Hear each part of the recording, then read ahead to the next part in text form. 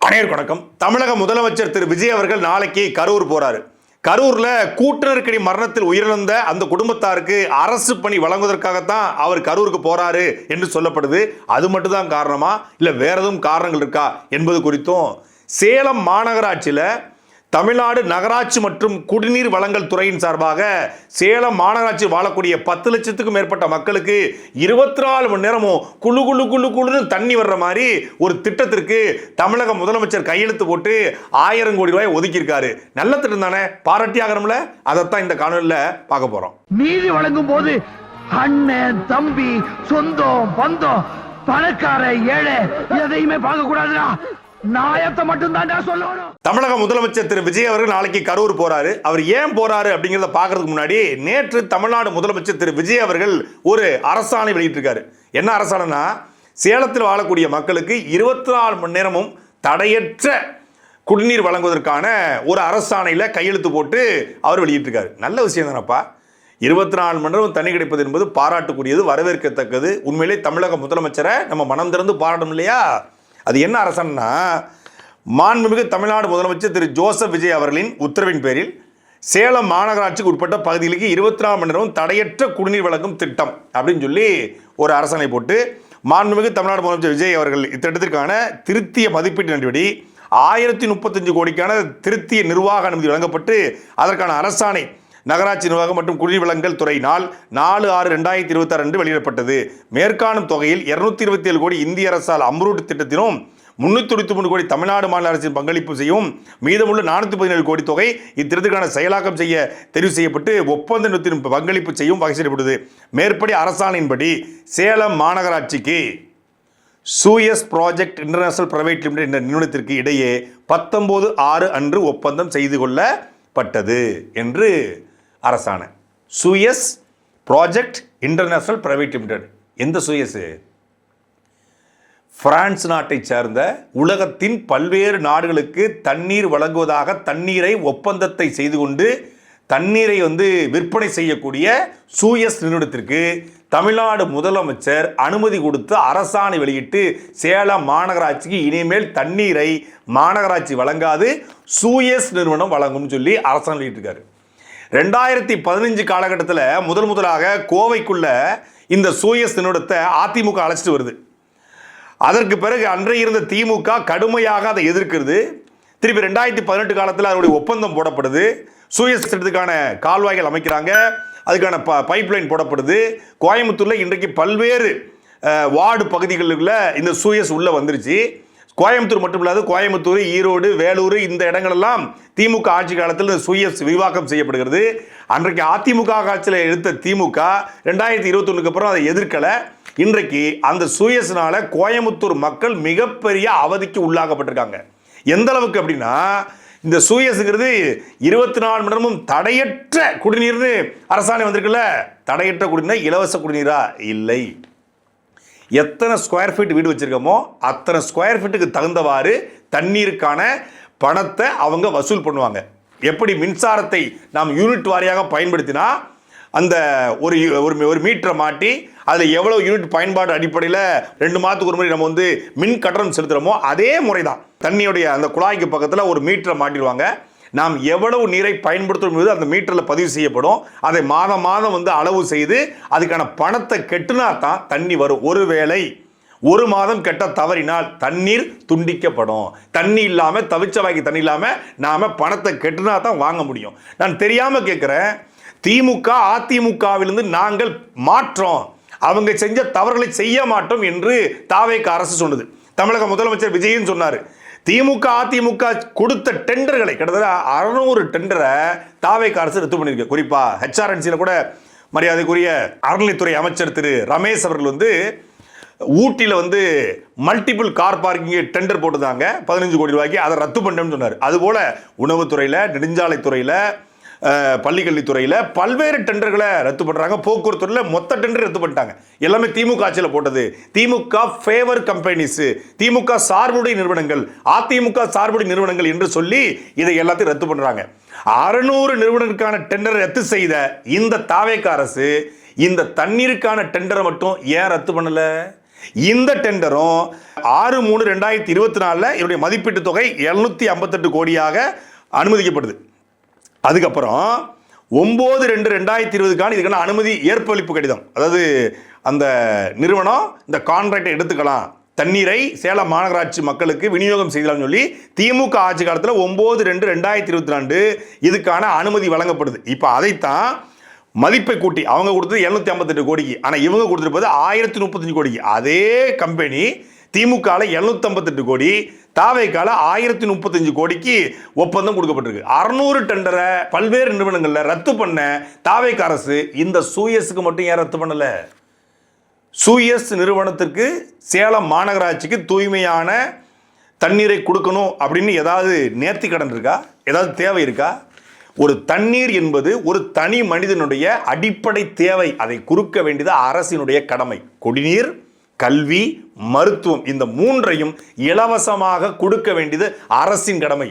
என் மக்களுக்கு தூய்மையான குடிநீர், நல்ல உலகத்தரத்து கல்வி, உலகத்தரத்தில் சுகாதாரமான மருத்துவம் இது மூன்றையும் இலவசமாக கொடுப்பேன் என்று நாம் தமிழர் கட்சியினுடைய தலைமை ஒருங்கிணைப்பாளர் சீமான் அவர்கள் ஒவ்வொரு மேடையும் பேசினார். தண்ணி விற்பனை பண்டம் கிடையாது, தண்ணியை விற்கக்கூடாதுன்னு. ஆனால் இன்னைக்கு தனியார் முதலாளிகள் வந்து பெப்சி கோக்குன்னு சொல்லி தண்ணியை பாட்டில் போட்டு விற்கிறாங்க. ஆனால் அரசு சூயஸ் நிறுவனத்தை தண்ணியை கொடுத்து சேலம் மாநகராட்சி கிட்டத்தட்ட பார்த்தீங்கன்னா அந்த அரசாணை சொல்லுது 10,83,506 மக்கள் பயன்பெறும் வகையில் மாநகரம் முழுவதும் 24 மணி நேரமும் குடிநீர் வழங்கும் திட்டத்துக்கு அரசாணை நகராட்சி நிர்வாகம் மற்றும் குடிநீர் வழங்கல் துறையில் கொடுக்கப்பட்டு அனுமதி அளிக்கப்பட்டிருக்கு அப்படின்னு சொல்கிறாங்க. 10,83,506 மக்களுக்கு மாநகராட்சி தண்ணியை வழங்கணுமா, சூயஸ் நிறுவனம் வழங்கணுமா? சூயஸ் நிறுவனம் தண்ணீரை இலவசமாக வழங்கணும்னு ஏதாவது போட்டிருக்கா? 1000 கோடி ரூபா கட்டி டெண்டர் எடுக்கிறவன் எப்படி இலவசமாக கொடுப்பான்? அவன் இலவசமாக கொடுக்கணும் என்ன இது இருக்குது? ஏற்கனவே பொலிவியா அப்படின்னு ஒரு நாடு, அந்த நாட்டில் கோச்சாம்பா அப்படின்னு ஒரு சிட்டி, இந்த கோச்சாம்பா சிட்டியில் இந்த சூயஸை போலவே, சூயஸ் வேற பேரில் இங்கே வந்திருக்கான். இந்த சூயஸுடைய தாய் அப்படி யாருன்னா ஃபெக்டல் அப்படிங்கிற நிறுவனம், ஒரு அமெரிக்காவை சார்ந்த நிறுவனம். இந்த ஃபெக்டல் நிறுவனம் என்ன பண்ணுறான், இந்த கோச்சம்பா நகரத்திற்கு தண்ணீர் வழங்கக்கூடிய ஒப்பந்தத்தை பெறான். ஏற்கனவே பொருளாதார வீழ்ச்சியில் கோச்சாம்பா இருக்குது, பொலிவியா இருக்குது. உலக வங்கியின் அழுத்தத்தின் அடிப்படையில் நீ தண்ணீரை இவனுக்கு டெண்டர் கான்ட்ராக்ட் கொடுங்கிற அழுத்தத்தின் அடிப்படையில் இந்த ஃபெக்டலுக்கு கொடுக்குறான்.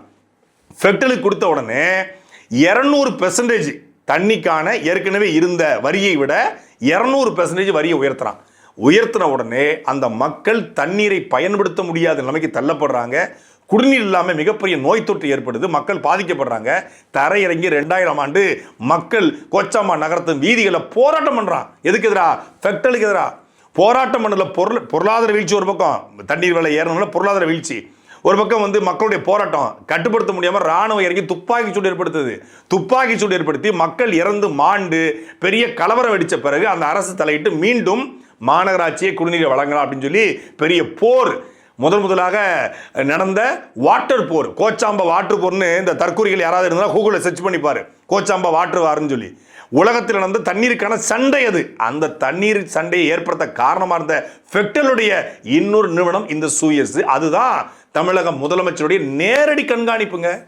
இதுதான் அமைச்சரோட துறை அப்படின்னு இல்லை, அவருடைய நேரடி கண்காணிப்பில் இயங்கக்கூடிய நகராட்சி மற்றும் குடிநீர் வழங்கல் துறையில் இந்த கையொப்பம் போடப்பட்டு இந்த அரசாணை வெளியிடப்பட்டு சேலம் மாநகராட்சி மொத்தத்தையும் சூயஸுக்கு தாரை வார்த்திருக்காரு.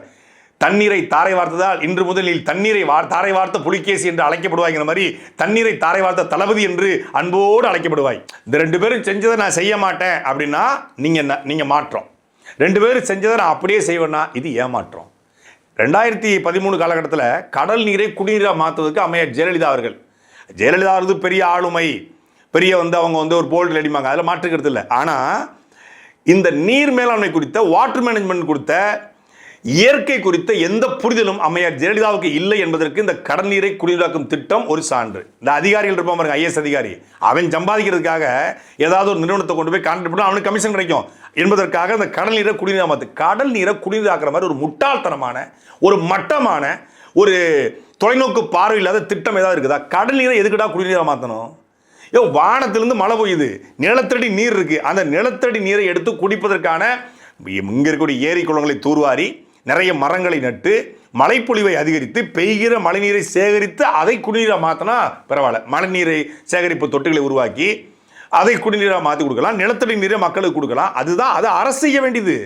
கடல் நீரை குடிநீராக மாற்றுவோம், கார்பரேட்டுக்கு தண்ணியை கொடுப்போம், மாற்றோம். கடல் நீரை குடிநீராக மாற்றுவது என்பது அவ்வளவு சாதாரண காரியம் இல்லை. ஒரு கடல் நீரை பிடிச்சு வந்து வடிகட்டியை வச்சு வடித்து தேத்தாங்கொட்டையை வச்சு தேய்ச்சி அப்படியே குடிநீராக கொடுத்துட முடியுமா? கடல் நீரில் இயற்கையாக வானத்திலிருந்து பெய்யக்கூடிய மழை நீரோ நிலத்தடி நீரோ கிடைக்கக்கூடிய மினரல்ஸ் கடல் நீரில் இருக்கா? இருக்காது. அது ஒரு உப்புச்சப்பு இல்லாத வேணா சுவையை வேணா கூட்டி கொடுக்கலாம்.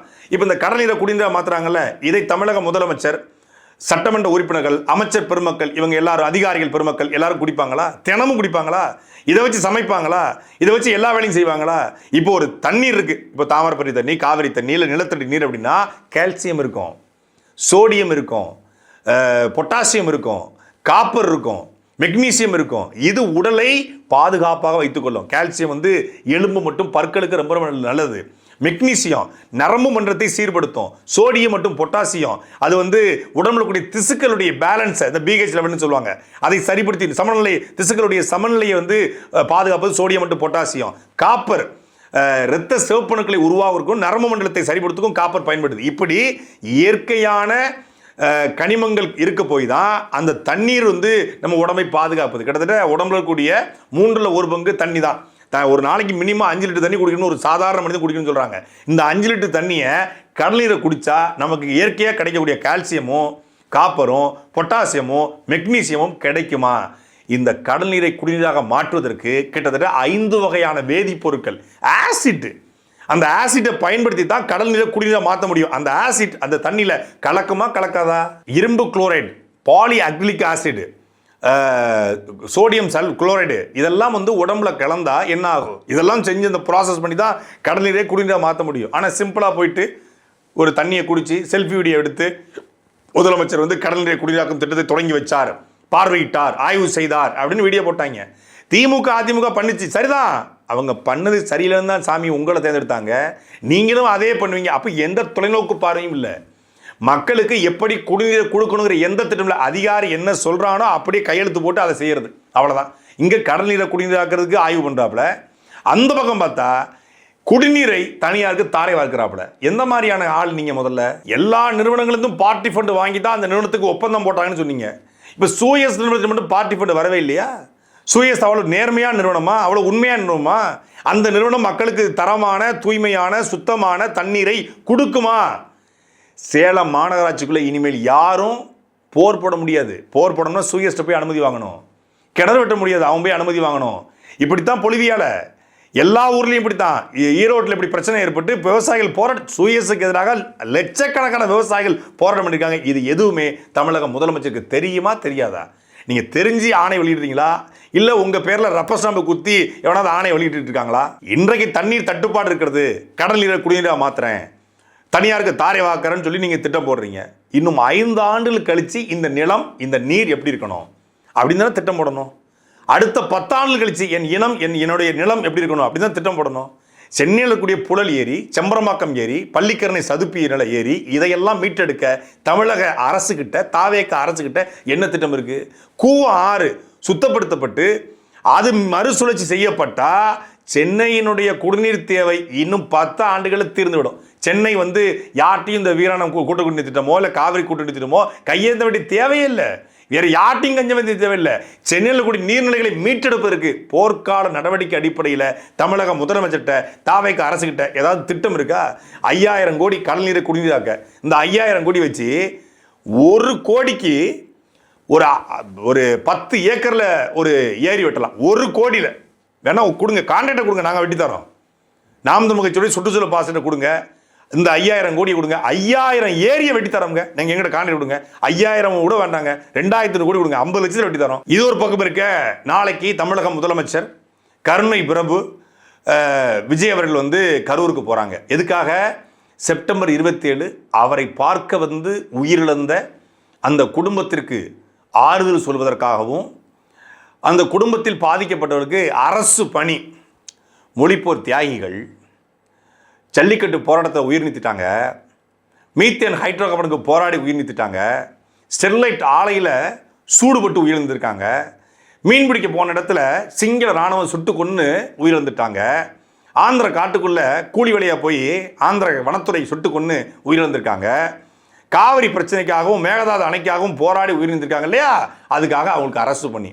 இராணுவத்திலிருந்து கொத்து கொத்தா செத்து வர்றான் தமிழ்நாட்டுக்கு, அவன் குடும்பத்துக்கு அரசு பண்ணி கிடையாது. இங்கிருந்து மீன் பிடிப்பது மட்டுமே வாழ்க்கையாக கொண்டு சிங்கள கடற்படையினுடைய துப்பாக்கி இறைய 1000 குடும்பம் நடுத்தர நிற்குது, அவனுக்கு அரசு பண்ணி கிடையாது. காவிரி பிரச்சனையில், இந்த மேகதாது பிரச்சனையில் எத்தனையோ பேர் போராடி போராடி செத்துருக்கிறான். விவசாயிகள் விவசாயம் செய்ய முடியும் போராடி போராடி செத்துருக்கிறான், அவனுக்கெல்லாம் அரசு பண்ணி கிடையாது. நீட் தேர்வு எழுத முடியாமல் எத்தனையோ பிள்ளைகள் இந்த தமிழ்நாட்டில் 50 பிள்ளைகள் மரணம் அடைஞ்சிருக்காங்க. அந்த குடும்பத்துக்கு ஒரு நிவாரணம் கிடையாது, ஒரு அரசு பண்ணி கிடையாது. ஆனால் எந்த போராட்டத்திலையும் ஈடுபடாமல், போராட்டம்னே என்னன்னு தெரியாமல் பொழுதை போக்க ஒரு நடிகனை பார்க்க போய் உயிரிழந்தவங்களுக்கு அரசு பண்ணி. அரசியல் கட்சி கூட்டத்தில் கலந்து கொண்டு அந்த கூட்டத்தில் மரணமடைந்தவர்களுக்கு அரசு பணி என்பது வெட்கக்கேடானது. அது தவறான முன் உதாரணம் என்று நான் சொல்லல. தாவேக்காவுக்கு முரட்டு முட்டு கொடுத்து கொண்டிருக்கிற தாவேக்காவுடைய இன்னைக்கு ஆட்சியில் பங்கெடுத்திருக்கக்கூடிய கம்யூனிஸ்ட் கட்சியினுடைய திருப்பூர் பாராளுமன்ற உறுப்பினர் சுப்பராயன் சொல்றாரு, அரசியல் கட்சி கூட்டத்தில் கலந்து கொண்டு உயிரிழந்தவர்களுக்கு அரசு பணி என்பது கடுமையான பின் விளைவுகளை ஏற்படுத்தும். இதை சம்பந்தப்பட்ட கட்சிகளை பார்த்து கொள்ள வேண்டும். நீங்க 250 கோடி, ஒரு தங்கச்சி கூட 2 தங்கச்சி சேர்ந்து வீடியோ போட்டிருந்தாங்க, 250 கோடி கடைசி படத்துக்கு சம்பளம், ஜனநாயகம் படத்துக்கு 250 கோடி சம்பளம். சார் இப்போ கேரியோட உச்சத்தை உதட்டு வந்திருக்காங்க. ஏற்கனவே 800 கோடி அவருக்கு பேங்க் பேலன்ஸ் இருக்கு, 600 கோடிக்கு மேலே சொத்து இருக்கு. அவருக்கு எந்த ஆசையும் கிடையாது. என்னங்க பணம், நான் பார்க்காத பணமானு திருவாரூரில் பேசினாங்க. என்னங்க பணம், நான் பார்க்காத பணம்னா, நீங்கள் உங்கள் சொந்த பணத்தில் 41 குடும்பத்திற்கு, ஒரு குடும்பத்துக்கு 1 கோடி கொடுங்க. இல்லை இந்த 250 கோடியை பிரிச்சிங்கன்னா 6 கோடி வருது, 41 குடும்பத்துக்கு கொடுங்க. அது அந்த குடும்பம் அந்த 6 கோடியை வச்சு தொழில் செய்து பிழைத்து கொள்ளும். இல்லை அந்த 41 குடும்பத்திற்கு நாளைக்கு கரூரில் கோத்தாரி நிறுவனம் திறக்க போறீங்கல்ல, கோத்தாரி ஃபுட்வேர் செருப்பு தயாரிக்கக்கூடிய தொழிற்சாலை திறக்க போறாப்புல, அது மட்டுமே திறக்க போனோம்னா பிரச்சனை ஆகும்னு சொல்லிட்டு சைடில் இந்த 41 வரையும் பார்த்து ஒரு அரசு பண்ணி அறிவிச்சு விட்டுருவோம். போகிற போக்கில் விஜயபாஸ்கருக்கு இடத்துக்கு பிரச்சாரம் பண்ண மாதிரி ஆச்சு, கோத்தாரி நிறுவனத்தை திறந்த மாதிரி ஆச்சு, இந்த 41 பேர் குடும்பத்துக்கு அரசு பண்ணி கொடுத்த மாதிரி ஆச்சு அப்படின்னு, அதாவது 3 வேலையை ஒரே கல்ல 3 மாங்காங்கிற மாதிரி 3 மாங்காய் அடிப்பது கிளம்புறாப்புல. அது என்ன பண்ணிட்டு போங்க. அந்த கோத்தார் நிறுவனத்தில் பேசி நீங்கள் தானே கொண்டு வரீங்க, கோத்தார் நிறுவனத்தை திமுக கொண்டு வந்த நிறுவனம் திறந்து வைக்க நீங்கள் போறாப்புல. ஊராவட்டு நெய்யில் உங்களுக்கு ஸ்வீட் செய்ய போறீங்க. அப்படி ஊராவட்டு நெய்யில் உங்களுக்கு ஸ்வீட் செய்யும் போது ஊராவட்டு நெய் எடுத்து உங்கள் கட்சிக்காரன் குடும்பத்துக்கு எதுக்கு ஸ்வீட் செய்றீங்க, குலோப்ஜாம் செய்றீங்க, ஐஸ்கிரீம் சொல்லி செய்றீங்க? ஏன் பிரதர், ஏன் ப்ரோ எதுக்கு செய்றீங்க? நீங்க தானே சொன்னீங்க ஊராவட்டு நெய்யில் உங்க வீட்டுக்கு ஸ்வீட் செய்யாதீங்க. அப்ப நீங்க மட்டும் ஊராவட்டு நெய்யை எடுத்து அரசு பணி என்பது 10ஆப்பு 12ஆப்பு கல்லூரி முடிச்சு குரூப் 1 குரூப் 2 குரூப் 3 குரூப் 4ன்னு யூபிஎஸ்சின்னு தமிழக இளைஞர்கள் ஒவ்வொருத்தரும் அரசு பணிக்காக காத்து கிடக்கிறான், தவம் இருக்கிறான். ஏழை குடும்பத்தில் பிறந்து தட்டுத்தடிமாடி படித்து அரசு பள்ளிக்கூடத்தில் படித்து அரசு கல்லூரியில் படித்து ஏதாவது ஒரு வேலை கிடைச்சிடாதா, என் குடும்பத்தை முன்னிறுத்திட மாட்டானா? ஒரு அரசு பணி கிடைச்சி என் தங்கச்சியை கட்டி கொடுத்துட மாட்டானா? ஒரு கவர்மெண்ட் ஜாப் கிடைச்சி என்னுடைய வீட்டை கட்டிட மாட்டானா? எங்கள் அப்பா அம்மாவுக்கு எங்கள் அம்மா கழுத்தில் மஞ்சக்கீரை கழட்டிட்டு ஒரு பொண்ணில் தாளிச்சேன்னு போட்டுற மாட்டானா என்று எத்தனை இளைஞர்கள் அரசு பணி என்பதன் வாழ்நாள் கனவாக கிடக்கிறான். 40 வயசு வரைக்கும் 50 வயசு வரைக்கும் எம்ப்ளாய்மெண்ட்டில் 15 கிடந்த பல பேர் இருக்கிறான். இன்னைக்கு தேர்வு எழுதி கொண்டு 5000 பேர் போஸ்டிங் இருக்கும், 5 லட்சம் பேர் தேர்வு எழுதுறான். தேர்வு எழுதிட்டு அரசு பணிக்காக பல பேர் காத்து கிடக்கும் போது நடிகரை பார்க்க செத்தவனுக்கு அரசு பணி என்றால் அவனை நீங்க எவ்வளவு கேவலப்படுத்துறீங்க? செவிலி தாய்மார்கள் அரசு பணிக்காக காத்திருக்காங்க, மருத்துவ பணியாளர்கள் கம்பவுண்டர்ஸ் அரசு பணிக்காக காத்து கிடக்கிறாங்க. டெட் தேர்வு எழுதிய ஆசிரியர் பெருமக்கள் 89,000 பேர் 2013 ஆசிரியர் பயிற்சி முடிச்சுட்டு டெட் தேர்வு எழுதிய ஆசிரியர் பெருமக்கள் 89,000 பேர் தமிழ்நாட்டில் அரசு பணிக்காக காத்து கிடக்கிறான். உடற்கல்வி ஆசிரியர்கள், பகுதி நேர ஆசிரியர்கள் அரசு பணிக்காக காத்து கிடக்கிறான். இவனுக்கெல்லாம் அரசு பணி கொடுக்காம அவங்க இறந்தது கொடுமையிலும் கொடுமை, வேதனைக்குரியது. குழந்தைகளுடைய மரணம் யாருக்கு மாற்றுக்கிறது இல்லை. நீங்க எல்லாம் போய் பார்க்கல, நாங்க போய் பார்த்தோம். பார்த்து அவங்களுக்கு இறுதி அஞ்சலி செலுத்தணும். நீங்களும் உங்க கட்சிக்காரெல்லாம் அப்ஸ்காண்ட் ஆகி ஓடி போயிட்டீங்க, அந்த பக்கமே வரல. அவங்க உடலை கூட நீங்க பார்த்து கிடையாது, இறந்து போனால் அவங்க உடம்பை கூட நீங்க பார்த்து கிடையாது. இறந்த சொல்ல உங்க குடும்பம் எப்படி இருந்துச்சுன்னு உங்களுக்கு தெரியாது, எங்களுக்கு தெரியும். உள்ள நாங்கள் போனோம். மார்ச்சுரி வரைக்கும் போனோம். போய் கண்ணீரும் கம்பளையுமாக இருந்த குடும்பத்துக்கு ஆறுதல் சொல்லிவிட்டு நாங்கள் வந்தோம். உங்களை விமர்சித்தோம். ஆனாலும் இறந்து போனவன் தமிழன், அந்த ஊர்க்காரன், என் மண்ணின் மகன் எப்படியோ இறந்து போயிட்டாங்கன்னு நாங்கள் பார்க்க போனோம். அந்த வலியும் வேதனை எங்களுக்கு தெரியும். ஆனால் பணம் கொடுங்க, இல்லையா உங்கள் ஆதரவளிச்ச நிறுவனத்தில் வேலை போட்டு கொடுங்க, உங்கள் ஜேபிஆர் நிறுவனத்தில் வேலை போட்டு கொடுங்க. ஏன் நீங்களே பல நிறுவனம் வச்சுருக்கீங்களா, வேலை போட்டு கொடுங்க. யார் உங்களை தடுத்தது, யார் உங்களை இது பண்ணது? பரவாயில்லைங்க. விஜயோடைய ரசிகன் செத்து போனான்.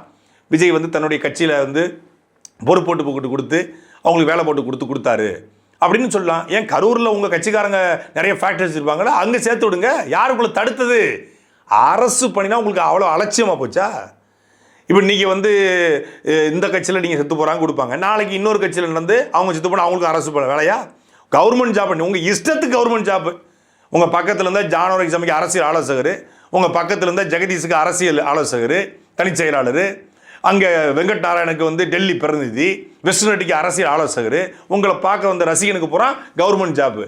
அவ்வளவு கேவலமாக போயிடுச்சு கவர்மெண்ட் ஜாப்பு. சரி, கரூரில் 41 பேர் செத்து போனாங்க, அவங்களுக்கு வந்து அரசு பண்ணி. தஞ்சாவூர் போகும்போது ஒரு பையன் திருச்சியில் வந்து திருச்சி பையன் அவங்க காருக்கு கீழே விழுந்து செத்து போனானே, அவனுக்கு அரசு பண்ணி கிடையாதா? இந்த மதுரை மாநாட்டில் வந்து பேனர் கட்டும்போது மின்சாரம் தாக்கி ஒரு பையன் இறந்து போனான். ஊட்டியை சேர்ந்த ஒரு பையன் வந்து கூட்ட நெரிசலில் வந்து மதுரையில் இறந்து போனான். அப்புறம் விக்கிரவாணி மாநாட்டில் ஒரு 2-3 பேர் இறந்து போனாங்க ஆக்சிடென்ட்ல, திருச்சியை சேர்ந்த பையங்கள்லாம். இப்போ அவங்களுக்குலாம் அரசு பண்ணி கிடையாது. ஏன்னா அங்கெல்லாம் இடைத்தேர்தல் வரல. அங்கெல்லாம் இடைத்தேர்தல் வந்திருந்தா அங்கே மாதம் டெத் ஏற்படுத்தா கொடுத்துருப்பாப்புல. இப்போ கரூரில் இடைத்தேர்தல் வருது, 41 பேர் செத்துருக்காங்க. அது சென்சிட்டிவாக மாறி இருக்கு. அது கேஸ் இன்னும் நிலுவையில் இருக்குது, சிபிஐயில் இருக்குது. அப்படிங்கும்போது இங்கே இடைத்தேர்தலுக்கு 41 பேருக்கு வேலை கொடுத்தோம்னா அந்த 41 குடும்பம் பார்த்தீங்களா எவ்வளோ கருணையாக நடந்துக்கிட்டாரு. அவர் வந்து கட்சிக்காரங்களுக்கு ரசிகர்களுக்கு வேலை போட்டு கொடுத்துட்டாரு அப்படின்னு சொல்லி இந்த சிம்பத்தியை கிரியேட் பண்ணி ஓட்டுவாங்க. நாளைக்கு போய் பாருங்க, எழுதி வச்சுக்கோங்க. நான் முதலமைச்சராக வருவதற்கு முன்பாகவும் என்னை கரூருக்கு வராமல் தடுத்தாங்க, இப்போ நான் முதலமைச்சர் ஆன பிறகும் கரூருக்கு போகிறதுக்கு என்னை தடுக்கிறாங்கன்னு பேசலைன்னா என் பேரை நான் மாற்றிக்கிறேன். பேசுவாப்புல. ஏன்னா only sympathy creation, victim card play பண்ணுறதா, வேற எதுவுமே கிடையாது. என் மேலே பழி போட்டுட்டாங்க, நானே என் மக்களை கொல்லுவேனா, கரூரில் என்ன நடந்துச்சு எல்லாருக்கும் தெரியும், திட்டமிட்டு பண்ணிட்டாங்க, இப்படி பண்ணிட்டாங்க, அப்படி பண்ணிட்டாங்க, என்னை நசுக்கிட்டாங்க, பிதுக்கிட்டாங்க, ஒதுக்கிட்டாங்க. இது இந்த ஒப்பாரி தான் நாளைக்கு அங்கே இருக்கும். நாளைக்கு கரூருக்கு போய் ஒரு நாடகத்தை நடத்த தயாராகிட்டார் தமிழ்நாடு முதலமைச்சர் திரு விஜய் அவர்கள். மொத்தத்தில் கார்ப்பரேட்டுகளுக்கு ஒரு நல்ல அடிமை சிக்கியிருக்கு.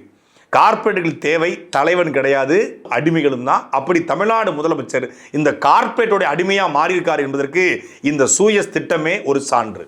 சாட்டை எடுத்து நாட்டை திருத்து, இளம் தலைமுறை தானே நீ வழி